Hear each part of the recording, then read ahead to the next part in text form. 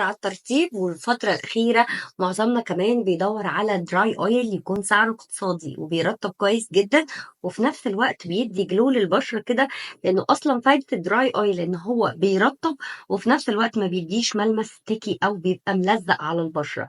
جايبه لكم النهارده اختراع أقل من 200 جنيه، والدراي اويل ده من بوبانا. أنا عايزة أقول لكم إن هو فيه زيت أرجان وزيت جوجوبا وزيت اللوز الحلو وزيت بذور العنب وزيت بذور عباد الشمس وفيتامين اي وزيت الافوكادو، وفي كمان لينوليك اسيد، يعني ترطيب من كمية المكونات بتاعته، ترطيبه ما حصلش. خليني بقى اوريكم ملمسه على البشرة بيبقى عامل ازاي. بس انا هحط بامب صغننة كده، طبعا دي كتيرة قوي. بصوا، بيدي جلو تحفة. بصوا شكله بيدي جلو تحفة.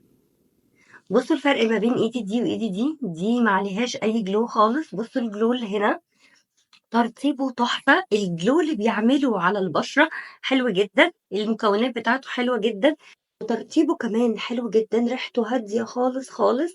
وعايزة اقول لكم ان هو من افضل الدراي اويل بالنسبة للسعر والترطيب والافكت اللي بيديه، لانه حتى في لوكال براندز عاملينه باسعار عدت 600 جنيه، فهو من سلسلة منتجات اقتصادية احلى من الغالية بكتير جدا.